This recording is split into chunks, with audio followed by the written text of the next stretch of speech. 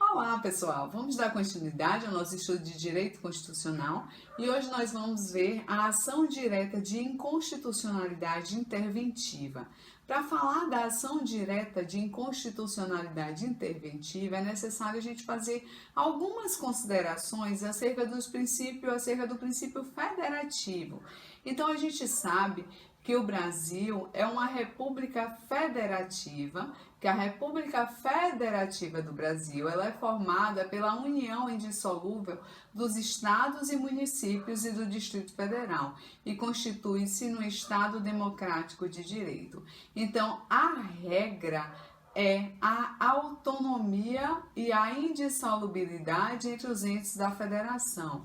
E a federação é uma forma de Estado, é a forma de Estado adotada pelo Brasil, onde existe mais de uma esfera de poder em um mesmo território. Então, nós temos vários entes dotados de autonomia, onde cada ente é autônomo entre si. Então, como regra, nós temos a autonomia entre os entes da República, entre os entes da Federação, e a exceção é a intervenção.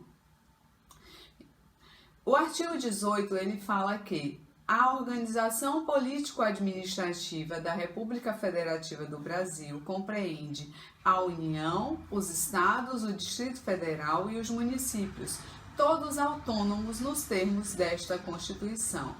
Então, o princípio federativo, ele funda-se na autonomia política administrativa dos entes da federação, os quais, repise-se, possuem autonomia. A forma federativa é uma cláusula pétrea, ela está prevista lá no inciso 1 do parágrafo 4º do artigo 60, que fala que não será objeto de deliberação a proposta de emenda tendente a abolir a forma federativa de Estado.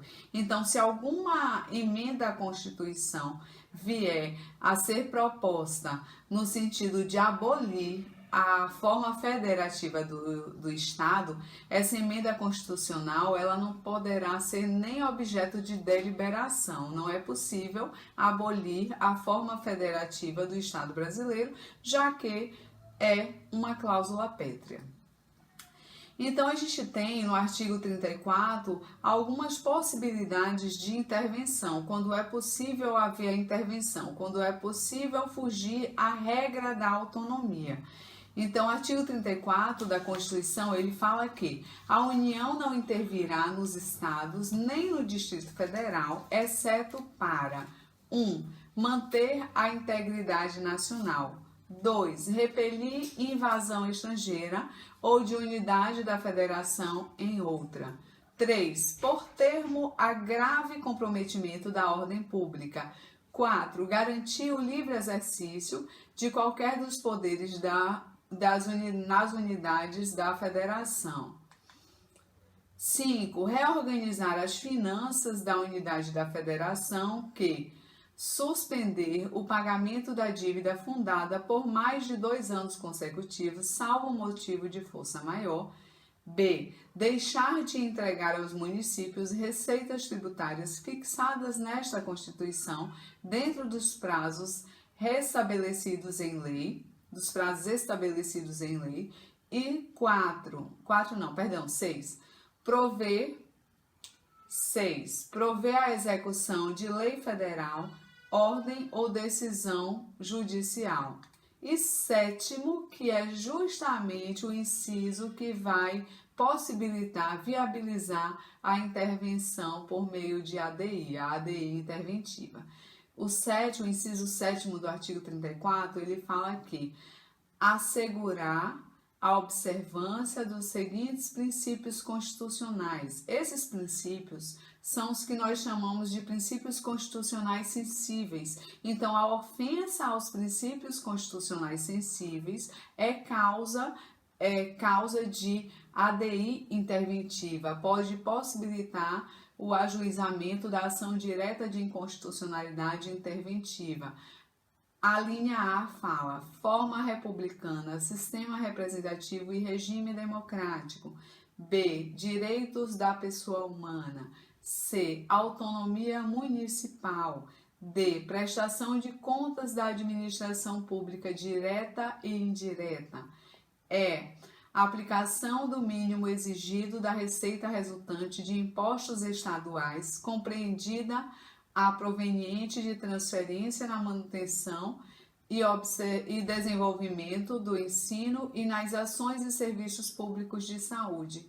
Então, qualquer ação no sentido de ferir os princípios constitucionais sensíveis que estão previstos aqui no inciso 7º do artigo 34, viabilizam a interposição ou ajuizamento da ação direta de inconstitucionalidade interventiva.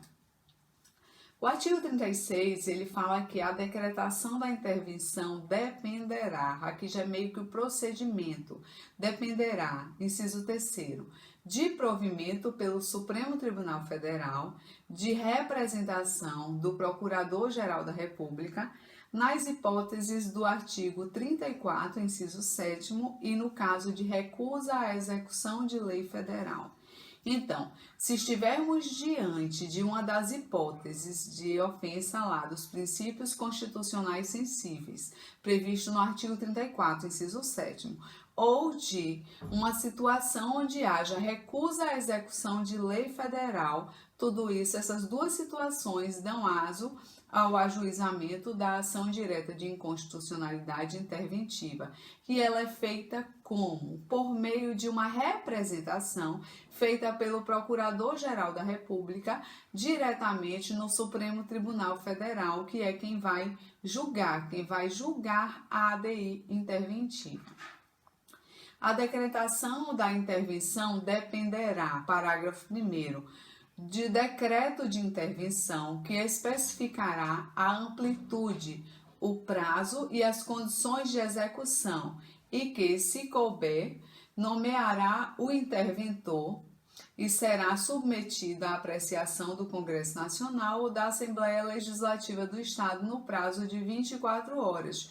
Então, como se promove essa intervenção de um ente no outro? Por meio de um decreto de intervenção. No caso aqui, um decreto do Presidente da República. Então, o Presidente da República, por meio de um decreto de intervenção, onde ele vai especificar o prazo dessa intervenção, as condições de execução da intervenção e, se couber, até nomear o interventor para executar, para tornar possível essa intervenção. Esse decreto de intervenção, ele deverá ser submetido ao Congresso Nacional ou à Assembleia Legislativa do Estado, se for o caso de uma intervenção do Estado em um município, no prazo de 24 horas. Essa situação de submeter à Casa Legislativa, ou ao Congresso Nacional ou à Assembleia Legislativa, só ocorre nas hipóteses de intervenção que não são aquelas relacionadas à ADI interventiva. A gente vai ver na sequência que a ADI interventiva, no caso da ADI interventiva, a Constituição dispensa esse requisito de submissão à Casa Legislativa, ao Congresso Nacional para análise. Vamos continuar, daqui a pouco a gente vai ver.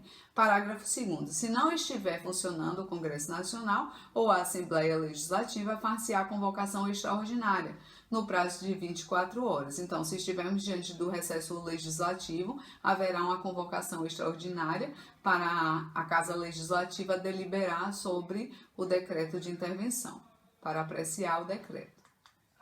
Parágrafo 3º, aqui a gente vai estar diante da situação da ADI interventiva, que fala que nos casos do artigo 34, inciso 6º e 7º, e do artigo 35, inciso 4º, dispensada a apreciação pelo Congresso Nacional ou pela Assembleia Legislativa, o decreto limitar-se-á a suspender a execução do ato impugnado, se essa medida bastar ao restabelecimento da normalidade.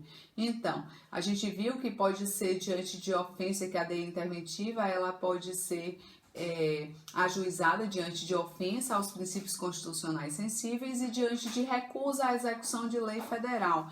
Se o decreto interventivo for suspender a execução do ato impugnado e essa ação for suficiente para restabelecer a normalidade da situação, o decreto interventivo vai se limitar a essa situação. É o que leciona o parágrafo 3º do artigo 36.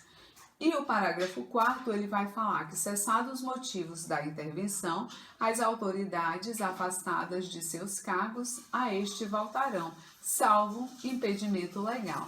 Então, essa foi a nossa aulinha de ADI interventiva. É um assunto bem rápido e tranquilo. Então, a gente fica por aqui e até a próxima. Um abraço.